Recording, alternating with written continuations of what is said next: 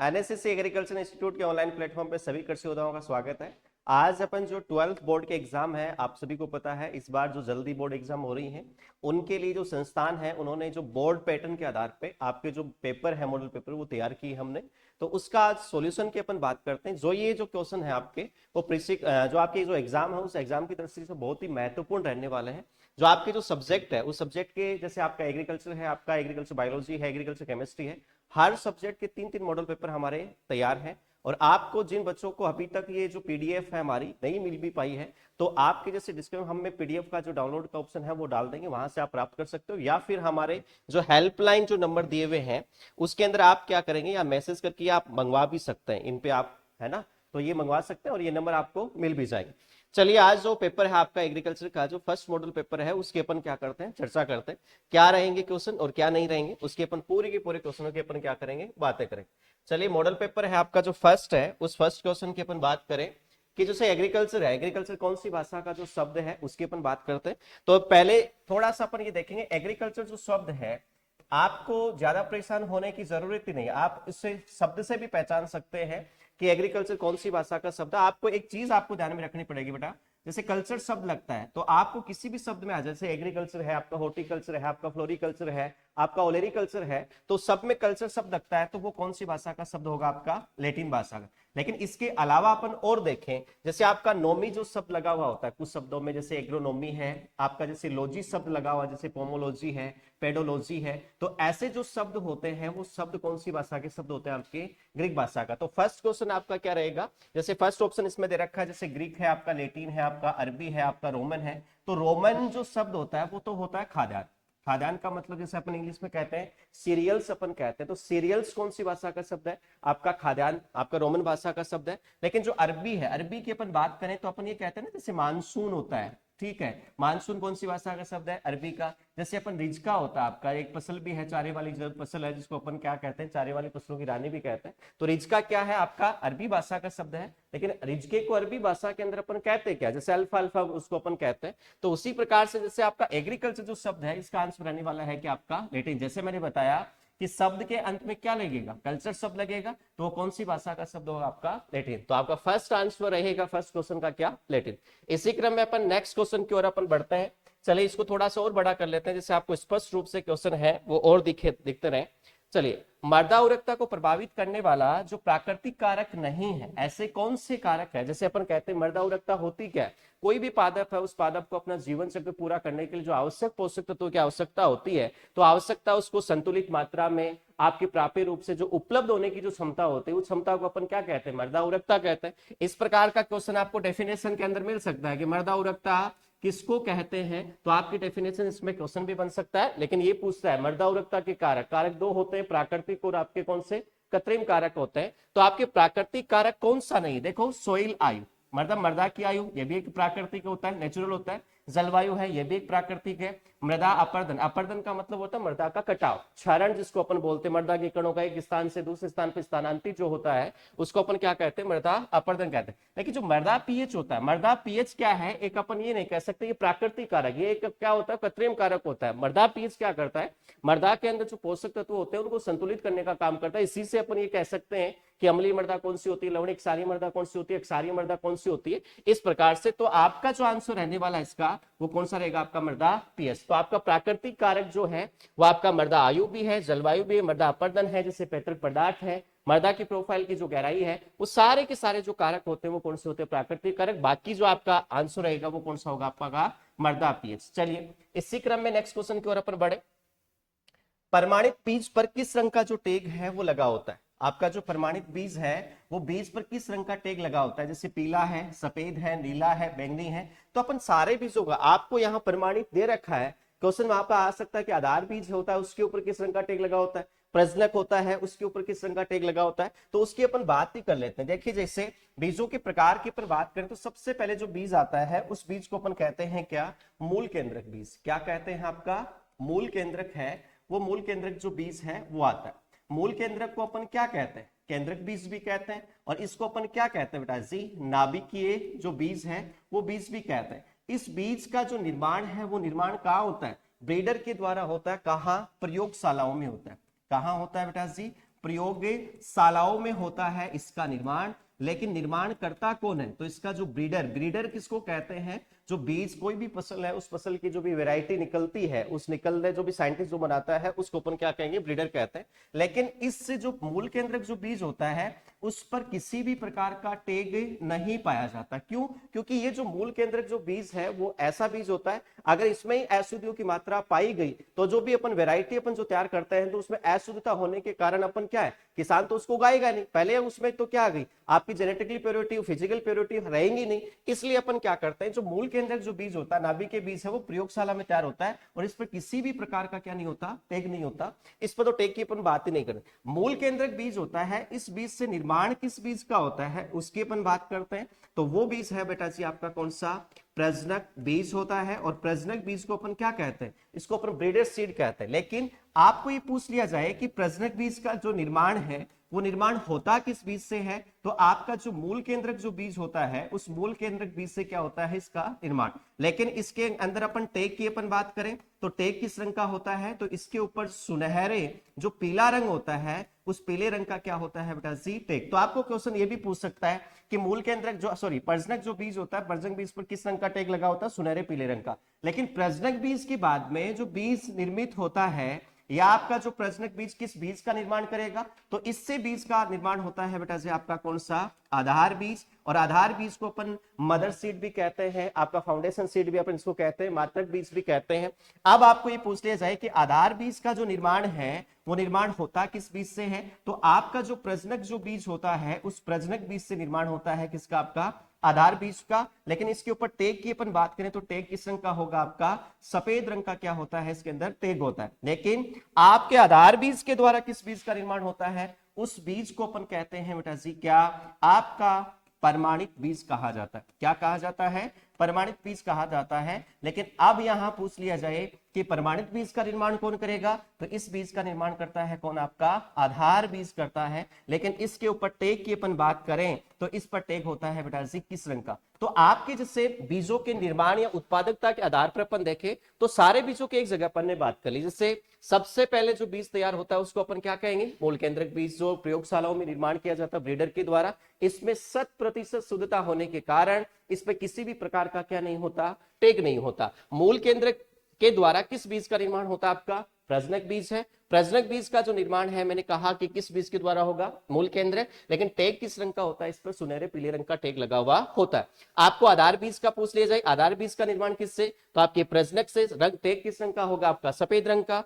प्रमाणित बीज है ये किस बीज से निर्मित होता है? तो आपके आधार बीज के द्वारा निर्मित होता है। और इस पर टैग कैसा होगा? आपका नीला रंग का। यही जो बीज है जो अपन किसानों को क्या देते हैं? आपकी फसल उत्पादन या उसकी बुआई के लिए अपन काम में लिया जाता है। क्वेश्चन क्या था कि आपके प्रमाणित बीज है, कौन सा बीज? आपका जो प्रमाणित बीज है उस प्रमाणित बीज पर किस रंग का टैग लगा हुआ होता है? उस टैग की अपन बात कर रहे थे तो पीला रंग है, वो तो इसके ऊपर लगा हुआ नहीं रहता है। ठीक है, इसके ऊपर लगा हुआ नहीं रहता है। आपका दूसरा सफेद है तो सफेद इसके ऊपर नहीं, सफेद तो किसके ऊपर होता है? आपके आधार पर। सुनहरे पीले रंग के अपन बात करें तो आपका जो प्रजनक जो बीज होता है उसके ऊपर। नीला है इसके अपन कह सकते हैं एक जो बैंगनी जो रंग होता है, एक बीज होता है पंजीकृत बीज। कौन सा बीज होता है? पंजीकृत बीज। जैसे आपकी बुक के अंदर नहीं दे रखा, लेकिन जब आप आगे तैयारी करोगे, जैसे आपका सीयूटी का पेपर आप दोगे, जेईटी का जो पेपर आप प्रिपरेशन करोगे, उस समय आपको पढ़ने को मिलेगा पंजीकृत बीज क्या है, कि ऐसा बीज है जिसका निर्माण भारत के अंदर नहीं किया जाता। क्यों? जब इसका निर्माण करते हैं तो इसमें अशुद्धियों की प्रतिशतता क्या हो जाती है? बढ़ जाती है। लेकिन आपको बाय द वे पूछ भी लिया जाए तो पंजीकृत बीज पर किस रंग का टैग लगा होता है? आपका बैंगनी रंग का। हाँ, आंसर क्या रहेगा आपका? कौन सा? नीला रंग। तो नीला रंग का टैग लगा होता है किस बीज के ऊपर? आपके प्रमाणित पर। नेक्स्ट क्वेश्चन की ओर अपन चले कि भारत में कितने प्रतिशत मृदाओं में जस्ते की कमी पाई जाती है? जस्ता यानी क्या होगा बेटा जी? जिंक हो गया। तो 47% मृदाएं हैं उनके अंदर क्या होती है कि आपकी जिंक की कमी पाई जाती है। लेकिन अपन एक और अपन बात करेंगे, जैसे भारत की जो मृदाएं हैं, कौन सी मृदाएं हैं? भारत की जो मृदाएं हैं उन मृदाओं के अंदर सूक्ष्म पोषक तत्व की कमी। किसकी कमी? सूक्ष्म पोषक तत्व की कमी की अपन बात करें तो एक ट्रिक के द्वारा अपन याद करेंगे। जैसे जाट में जय का मतलब होता है क्या? जस्ता। जस्ता किसको कहते हैं बेटा जी? जिंक को। एक का मतलब होता है बेटा जी आयरन। आयरन को अपन क्या कहते हैं, Fe कहते हैं। ए का मतलब क्या होता है बेटा जी, तांबा, तांबा को किसको कहते हैं अपन, कॉपर को कहते हैं। एम का क्या मतलब होता है बेटा जी आपका, मैग्नीज कहते हैं, और मैग्नीज को लिखते हैं कैसे हैं आपका, Mn कहते हैं। अब भारत की मृदाओं में इन 4 सूक्ष्म पोषक तत्वों की सबसे ज्यादा कमी पाई जाती है। जैसे 47% मृदाओं के अंदर कमी होगी किसकी, जिंक की। 11 पॉइंट आपका जैसे 5% जो मृदाएं हैं उनमें किसकी कमी होती है, आपकी आयरन की होती है। कॉपर की बात करें तो 4.8% होती है, और 4% जो कमी है वो कमी किसकी होती है, आपकी मैग्नीज की। तो भारत की मृदाओं में जस्ते की कमी 47% है, आयरन की कितनी 11.5, आपका कॉपर है उसकी 4.8, और आपके मैग्नीज है वो उसकी कितनी होती है, आपकी 4। तो आपका याद करने का जो तरीका है वो तरीका भी अपन ने बता दिया। लेकिन वापिस अपन अपने क्वेश्चन पे चलते हैं। तो क्वेश्चन क्या था कि भारत में कितने प्रतिशत मृदाओं में जस्ते की कमी होती है, तो उसका आंसर होगा बेटा जी क्या, 47%।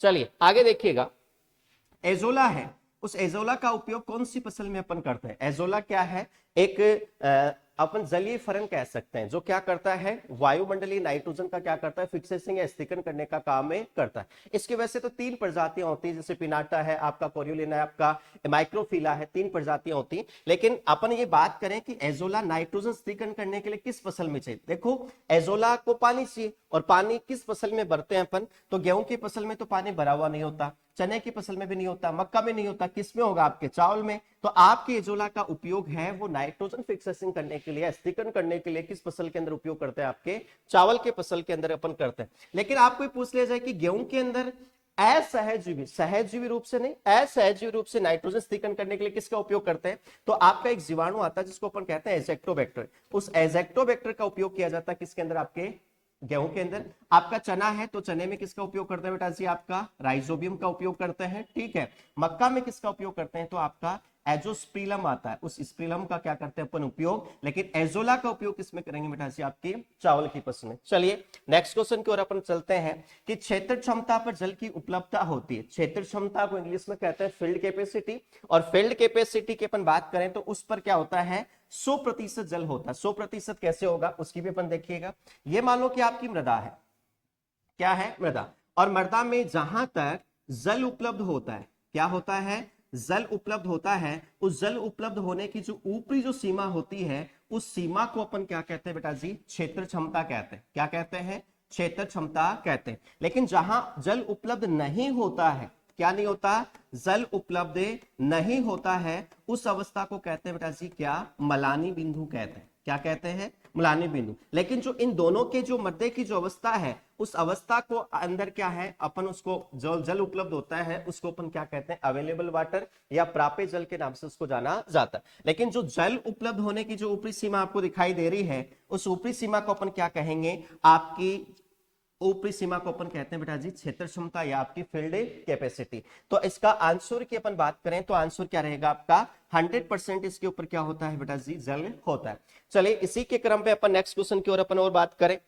आपके सरसों का जो तेल है, किसका तेल है, सरसों का। तो सरसों का जो तेल है, उस सरसों के तेल में किस खरपतवार की मिलावट से ड्रोप्सी नामक रोग होता है। बहुत ही अच्छा क्वेश्चन है कि ऐसा सरसों की जो तिलहनी जो फसलें हैं आपकी, उस सरसों के तेल में ऐसा कौन से खरपतवार है जिसके बीज मिलने से उनसे जो निर्मित जो तेल होगा उसका मनुष्य उपयोग करेगा तो ड्रोप्सी नामक रोग होगा। तो देखिए एक तो आपका अमरबेल है, दूसरा आपका ऑप्शन है क्या, मोथा, तीसरा आपका जो प्यासी नहीं होता, ये प्याजी होता है बेटा जी। क्या होता है आपका, प्याजी है। आपका नेक्स्ट आपका क्या है, सत्यानाशी। अमरबेल की अपन बात करें तो उसका वैज्ञानिक नाम होता है कस्कुटा रिफ्लेक्सा। अमरबेल क्या है, आपकी रिजके की फसल का मुख्य खरपतवार है। एक परजीवी खरपतवार भी होता है। अब ये परजीवी क्या होता है, परजीवी ऐसे पादप होते हैं जो दूसरे पादपों पर आश्रित रहते हैं, वहीं से अपना क्या करते हैं, भोजन देने, आप भोजन लेने का क्या करते हैं, काम करते हैं। जैसे आपने देखा होगा रिजके के अंदर जो अमरबेल है उसके तने के ऊपर क्या होती है, चारों तरफ ये लिपटी होती है, इसलिए इसको अपन क्या कहते हैं, आपके पुरान तना परजीवी कहते हैं। क्या कहते हैं इसको, पुरान तना परजीवी कहते हैं। मोथा है जिसको अपन साइप्रस रोटुंडस कहा जाता है। आपका सत्यानाशी, इसका वैज्ञानिक नाम अपन देखें तो इसका नाम होता है आरजी मोना। कौन सा मोना, आरजी मोना मैक्सिकाना होता है। इसके बीज अगर सरसों के बीजों के अंदर मिश्रित हो जाएं तो इनको अलग नहीं कर सकते। क्यों, क्योंकि सत्यानाशी के जो बीज होते हैं वो सरसों के बीजों से छोटे आकार के होते हैं और उसी कलर के जैसे काले रंग के बीज होते हैं। इनको मिश्रित हो जाने के कारण इनको क्या नहीं कर सकते, अलग नहीं कर सकते। अब ऐसे खरपतवार जिनके बीज मुख्य फसलों के बीजों के अंदर मिल जाए तो उन खरपतवारों को अपन कहते हैं बेटा जी असहनीय। क्या कहते हैं, असहनीय कहते हैं, या अपन उनको कहते हैं आपातिजनक खरपतवार कहते हैं। इंग्लिश की बात करें तो इनको ऑब्जेक्शनेबल वीड कहा जाता है। तो आपके सरसों के बीजों के अंदर या सरसों के तेल में किस खरपतवार के बीज मिश्रित हो जाएं, तो आपके 87 खरपतवार के बीज मिश्रित हो जाने से कौन सा रोग होगा बेटा जी, आपका ड्रॉपसी रोग होगा। इसी क्रम में नेक्स्ट क्वेश्चन की ओर अपन बढ़े। जैसे गन्ने के खेत के चारों ओर सनई की फसल की कुछ पंक्तियां अपन लगाते हैं या बोदना है, तो उसको अपन कहते हैं। जैसे आपको ये मानो ये कह रहा है कि आपकी मुख्य फसल है गन्ना, क्या है, गन्ना। अब गन्ने की फसल को किसी कीट से, किसी रोग से आपको बचाना है, तो बचाने के लिए अपन क्या करते हैं, इस गन्ने की फसल के चारों तरफ एक सहायक फसल की अपन बुआई करते हैं। और सहायक फसल के रूप में किसकी बुआई करते हैं, जैसे सनई है तो उन सनई की बुआई करते हैं। तो उन फसलों को क्या कहते हैं। अब ये सहायक फसल क्या करेगी, आपकी गन्ने की रक्षा करेगी। तो आपकी सनई है वो गन्ने की रक्षा करती है, वो एक गार्ड का काम करते हैं, इसलिए इसको अपन क्या कहते हैं बेटा जी, रक्षक फसलें कहते हैं। जैसे इसके और भी उदाहरण अपन बात करें तो सोयाबीन अपनी मुख्य फसल है, उसके चारों अपन क्या कर सकते हैं, आपकी मक्का की फसल को भी अपन उगा सकते हैं। तो उस फसल को अपन क्या कहते हैं, रक्षक या गार्ड फसल के नाम से भी जाना जाता है। चलिए इसी क्रम में नेक्स्ट क्वेश्चन की ओर अपन और बढ़ते हैं कि नाइट्रोजन स्थिरीकरण में सहायक फसल कौन सी है। आपके मृदा के अंदर नाइट्रोजन स्थिरीकरण है, उस नाइट्रोजन स्थिरीकरण के लिए कौन सी फसल है जो सहायक होती है। जैसे आपका ऑप्शन दे रखा है, जैसे आपकी गेहूं है, आपका जैसे उड़द है, आपका मक्का है, आपका कौन सा है, गन्ना। ऐसी कौन सी फसल है जो वायुमंडलीय नाइट्रोजन का स्थिरीकरण करती है। तो मैं आपको बताऊं, जितने भी आपकी लेग्यूमिनेसी कुल की फसल, कौन सी कुल की है, लेग्यूमिनेसी कुल की जितनी भी फसलें हैं, या अपन ये कहें कि जो दलहनी फसलें हैं। लेकिन अपन ये नहीं कह सकते कि सारी दलहनी फसलें तो देखो नाइट्रोजन स्थिरीकरण का कार्य करती हैं, लेकिन इनके अलावा जैसे आप रिजका कह लो, बरसीम कह लो, आपका सनई है, डेचा है, ये दाल वाली फसलें नहीं है, लेकिन इनका कुल क्या होता है, लेग्यूमिनेसी। तो जितनी भी लेग्यूमिनेसी कुल की फसलें हैं वो सारी की सारी क्या करती है बेटा जी, नाइट्रोजन स्थिरीकरण का काम करती है। अब लेग्यूमिनेसी कुल की फसल कौन सी है, देखो गेहूं का कुल होता है ग्रेमिनी, तो इसका तो है नहीं। आपका जैसे मक्का है इसका भी ग्रेमिनी, और गन्ना है इसका भी ग्रेमिनी होता है। बच गई एक उड़द, उड़द का कुल क्या होता है, लेग्यूमिनेसी। तो आंसर कौन सा माना जाएगा, इसका उड़द ही माना जाएगा। आपकी जितनी भी लेग्यूमिनेसी कुल की फसलें हैं वो सारी की सारी क्या करती हैं, नाइट्रोजन स्थिरीकरण का करने का काम करती है। चलिए इसी क्रम में नेक्स्ट क्वेश्चन की ओर और बढ़े।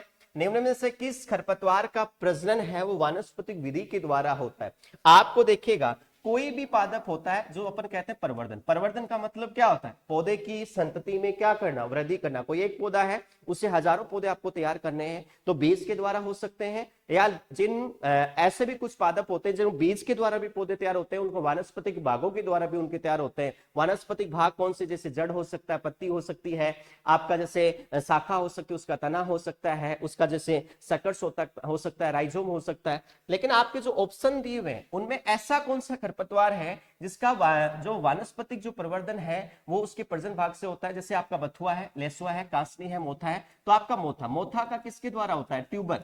क्या होता है, ट्यूबर। जैसे आपने देखा होगा पत्तियां निकलते, पत्तियों के नीचे क्या होता है, गांठ जैसी होती है जो काले रंग की होती है, तो उस गांठ को अपन क्या कहते हैं, ट्यूबर कहते हैं। तो ट्यूबर के द्वारा इसका क्या होता है, प्रवर्धन। इसलिए इसका आंसर क्या माना जाएगा, आपका मोथा। इसका वैज्ञानिक नाम क्या होता है, साइप्रस रोटुंडस इसका वैज्ञानिक नाम होता है।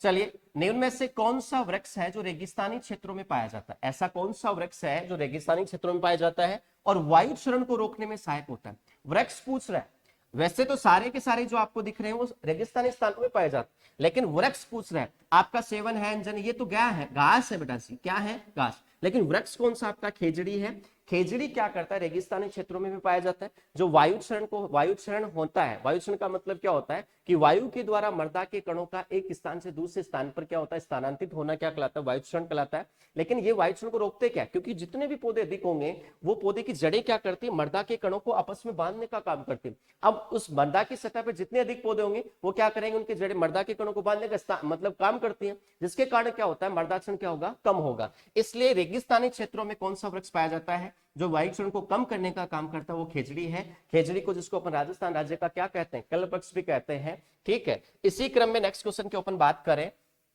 तो आपका नेक्स्ट क्वेश्चन रहेगा राइजोबियम ट्राइफोली। क्या है, राइजोबियम ट्राइफोली है नामक प्रजाति का उपयोग किस फसल के अंदर किया जाता है। सोयाबीन में, रिजका में, आपका बरसीम के अंदर, आपके मेथी के अंदर, किस फसल के अंदर करते हैं। देखिएगा सोयाबीन की जो फसल है आपकी, कौन सी फसल आपकी, जो सोयाबीन की जो फसल है उस फसल के अंदर तो अपन राइजोबियम की किस प्रजाति का उपयोग करते हैं। मैं आपको ये कहूंगा कि कोई भी पौधा, आपका लेग्यूमिनेसी कुल का जो पौधे होते हैं उन पौधों में जड़ों में गांठ होते हैं। गांठ के अंदर क्या होता है, आपका जीवाणु होता है, और इस जीवाणु को वंश के आधार पर, किसके आधार पर, वंश के आधार पर 3 भागों के अंदर बांटते हैं। 3 भागों में किसमें? एक तो होता है आपका राइजोबियम, क्या होगा बेटा जी? राइजोबियम। एक होता है बेटा जी आपका क्या? एजोराइजोबियम। और एक होता है बेटा जी क्या आपका? ब्रेडी राइजोबियम होता है। क्या होता है? ब्रेडी। अब राइजोबियम, एजोराइजोबियम, ब्रेडी राइजोबियम, इसमें से जो आपको दो दिख रहे हैं राइजोबियम और एजोराइजोबियम, ये तो क्या होती है? तीव्र वृद्धि करने वाली होती है। क्या होती है? तीव्र वृद्धि। और ब्रेडी राइजोबियम होती है वो क्या करती है बेटा जी? धीमी वृद्धि करने वाली जीवाणु की प्रजाति होती है। अब एक की अलग अलग प्रजातियां हैं जो अलग अलग फसलों के साथ गांठों का निर्माण करती हैं। अब राइजोबियम की एक विशेष प्रजाति क्या करते हैं? दलहनी फसल के विशेष फसल के साथ ही गांठ का निर्माण करती है। ऐसा नहीं कोई भी राइजोबियम प्रजाति है वो किसी भी दलहनी फसल के साथ या किसी भी लेग्यूमिनेसी कुल की फसल के साथ गांठों का निर्माण नहीं कर ले, ऐसा नहीं होता। एक कोई फिक्स प्रजाति रहेगी आपकी और वो किसी एक निश्चित लेग्यूमिनेसी कुल की फसल के साथ ही गांठ का निर्माण करती है। जैसे आपकी सोयाबीन की जो फसल है उनकी जड़ों में पाए जाने वाला जीवाणु कौन सा है? तो एक तो होता है आपका राइजोबियम फ्रेडी। क्या होता है? Rhizobium fredii. इसके अलावा एक होगा बेटा जी ब्रेडी राइजोबियम जेपोनिकम। कौन सा होता है? ब्रेडी राइजोबियम जेपोनिकम। और एक होता है बेटा जी आपका ब्रेडी राइजोबियम एल्कानी। इन दोनों का उपयोग है, इनका उपयोग किसमें करते हैं? सोयाबीन में। और एक राइजोबियम की प्रजाति उसका भी उपयोग किसमें करते हैं? आपके सोयाबीन में। नेक्स्ट ऑप्शन आपका दे रखा है रिजका। रिजके के अंदर किसका करते हैं? तो एक प्रजाति आती है राइजोबियम की, राइजोबियम मेलिलोटाई। कौन सी लोटाई? मेलिलोटाई। इसका उपयोग अपन किसके अंदर? रिजके के अंदर। मेथी की बात करें तो मेथी में भी इस मेलिलोटाई का उपयोग करते हैं। राइजोबियम मेलिलोटाई जो प्रजाति है उसका उपयोग अपन रिजका, मेथी और सेजी इन तीनों के अंदर करते हैं। लेकिन अब बच गया कौन सा ऑप्शन? तो सोयाबीन की भी बात कर ली, रिजके की बात कर ली, मेथी की बात कर ली, बच गया आपका कौन सा? बरसीम। बरसीम में किसका उपयोग करते हैं बेटा? राइजोबियम ट्राइफोलाई नामक प्रजाति का क्या करते हैं? उपयोग करते हैं। इसी क्रम में नेक्स्ट क्वेश्चन की ओर अपन और बात करें। ऑर्गेनिक फार्मिंग शब्द है उसका प्रयोग सर्वप्रथम किसने किया था? आपके होवार्ड ने, आपका जो फार्सन ने, आपके नॉर्थबोर्न ने, आपके वेलफोर्ड ने। तो आपकी ऑर्गेनिक जो फार्मिंग है उस ऑर्गेनिक फार्मिंग जो शब्द है उस शब्द का सबसे पहले जो उपयोग है वो उपयोग किसने किया था? आपके नॉर्थबोर्न। ऑर्गेनिक फार्मिंग क्या होती है? कोई भी बिना उर्वरकों के, बिना कीटनाशी के, बिना पीड़कनाशी के, मतलब क्या करना? खेती करना, उसको अपन क्या कहते हैं? ऑर्गेनिक फार्मिंग कहा जाता है। और ये शब्द है वो सबसे पहले किसने दिया था? आपके नॉर्थबोर्न ने। बायोडायनेमिक जो खेती होती है उस खेती की विचारधारा का जो प्रतिपादन है वो प्रतिपादन किसके द्वारा किया था? जैसे रोडेल फैमिली ने किया था, आपके रुडोल्फ स्टेनर के द्वारा किया गया था, हर्ष मुलर ने किया था, लेडी और वेलफोर ने। आपको एक बायोडायनेमिक जो खेती होती है जिसको कृषि पंचांग अपन खेती कहते हैं, जैसे उत्तर दक्षिणाई है, इस प्रकार से अपन जो खेती करते हैं वो खेती का विचारधारा प्रतिपादित करने वाला जो वैज्ञानिक था उस वैज्ञानिक को अपन क्या कहेंगे? रुडोल्फ स्टेनर कहा जाता है। तो इसी क्रम में अपन जो नेक्स्ट क्वेश्चन अपन और चलें तो आपका और क्या रहेंगे देखिएगा। आपका जो जैविक नियंत्रण है, जो आपका बायोलॉजिकल इंसेक्ट जो अपन कंट्रोल करते हैं, मतलब जीवों के द्वारा जीव का नियंत्रण करना। मतलब कुछ कीट ऐसे होते हैं जो आपकी फसलों को हानि पहुंचाते हैं, उनको अपन लाभदायक जो बेनिफिशियल जो इंसेक्ट होते हैं उनके द्वारा अपन क्या करते हैं? नियंत्रण करते हैं। उनकी अपन बात करेंगे तो जैविक आपका जो नियंत्रण हेतु कौन सा परभक्षी जो कीट है वो काम में लिया जाता है?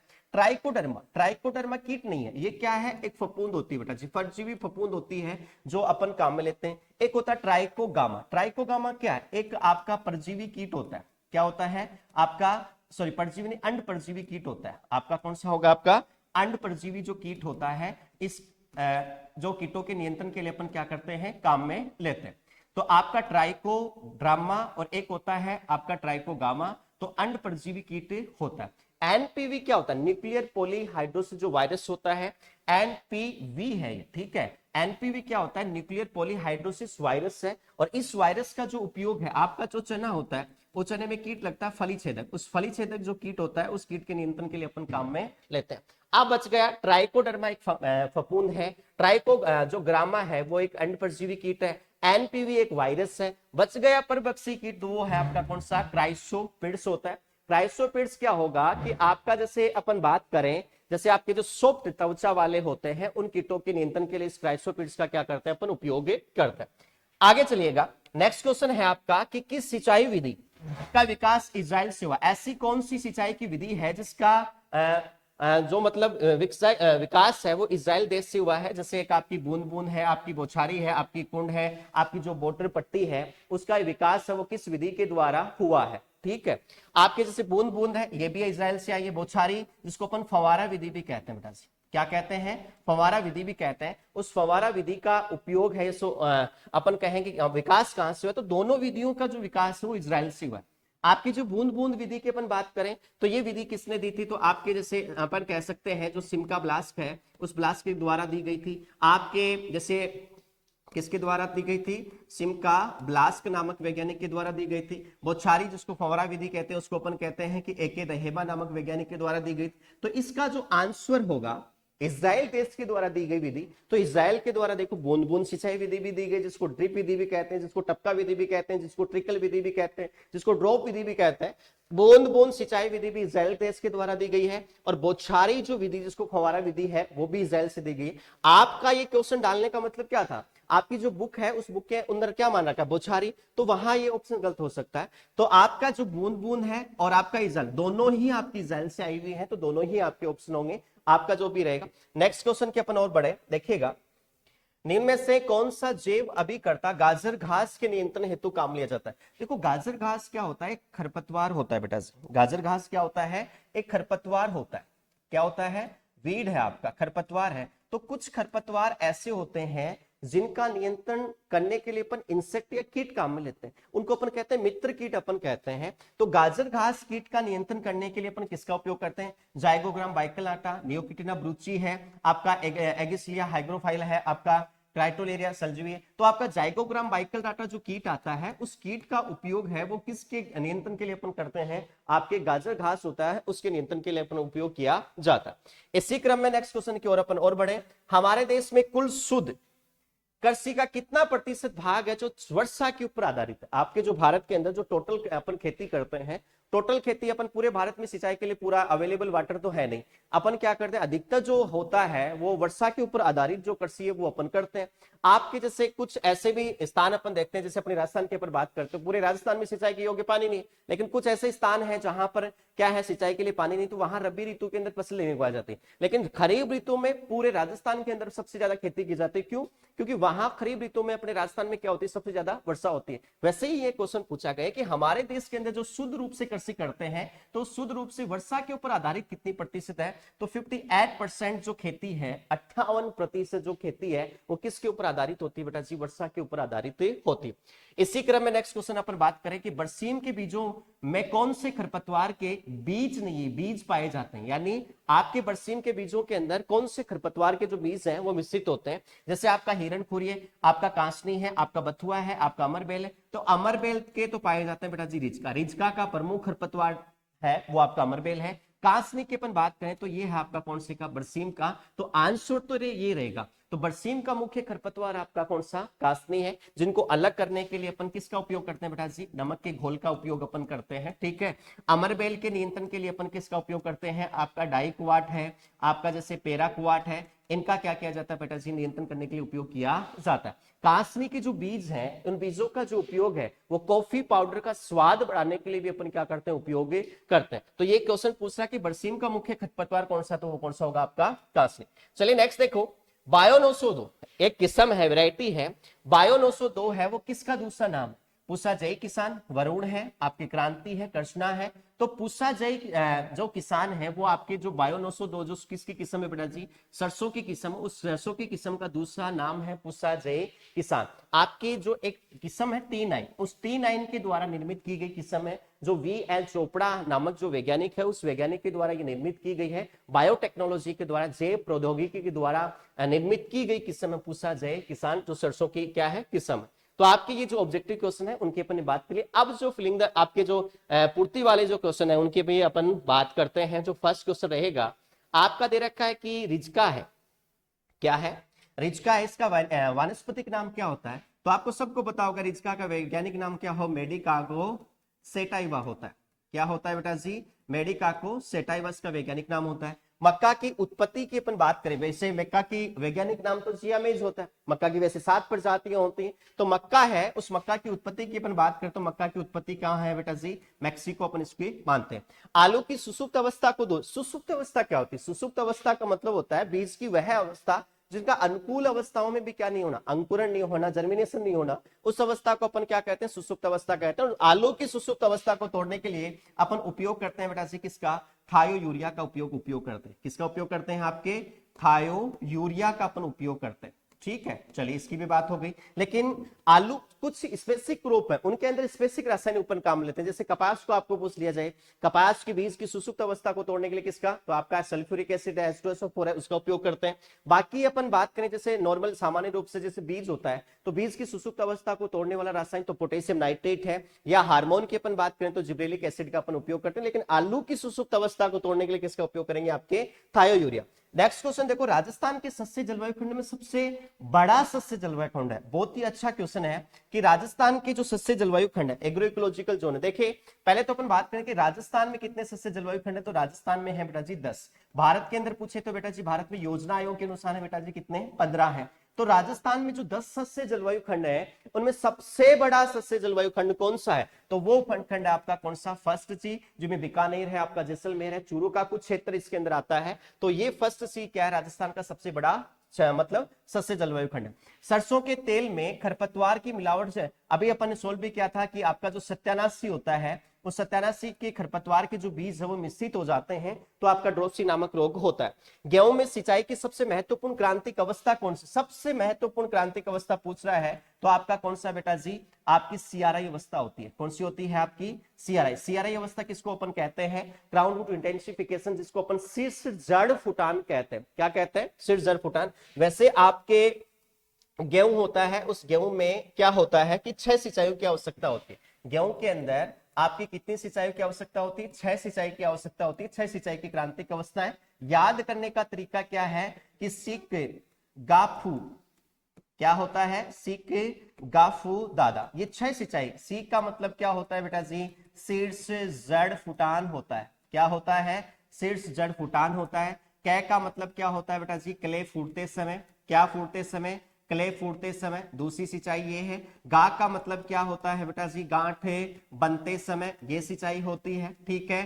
फू का मतलब क्या होता है बेटा जी, फूल आते समय, ये सिंचाई की अवस्था है। इसके बाद में दा का मतलब होता है बेटा जी, दाने की क्या, दूधिया अवस्था, मिल्किंग स्टेज इसको अपन कहते हैं। इसके अलावा एक होती है बेटा जी दाना भरते समय या दाना पकते समय, वो अवस्था है आपकी 6 सिंचाई की अवस्था है आपकी। 1 है, 2 है, 3 है, 4 है, 5 है, 6। लेकिन सबसे मुख्य अवस्था की बात करें वो है आपकी कौन सी, शीर्ष जड़ फुटान, जिसको अपन सीआरआई अवस्था कहते हैं। एक्यूरेट डे पूछे तो 21 दिन, औसतन दिन पूछे जाए तो 20 से 25 दिन के बाद में ये अवस्था आती है। इसलिए यहां से क्वेश्चन उठा है कि आपकी गेहूं की सिंचाई की महत्वपूर्ण अवस्था कौन सी है, तो सीआरआई अवस्था, जिसको शीर्ष जड़ फुटान अवस्था कहते हैं। चलिए नेक्स्ट क्वेश्चन की ओर बात करें।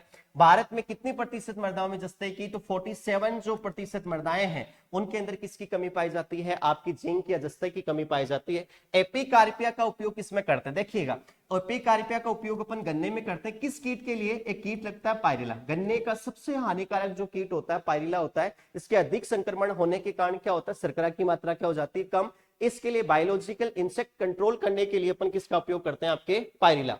आपके जैसे एपिकार्पिया का उपयोग करते हैं। नेक्स्ट देखिएगा, आधार बीज का स्रोत क्या है। आधार बीज है वो किस इसके द्वारा निर्मित होता है, तो आधार बीज का जो स्रोत होता है वो होता है बेटा जी प्रजनक बीज होता है। कौन सा बीज होता है, प्रजनक। आधार बीज किस बीज का स्रोत होता है, तो प्रमाणित, लेकिन ये पूछ रहा है का स्रोत है, तो आपका कौन सा है, प्रजनक बीज का है।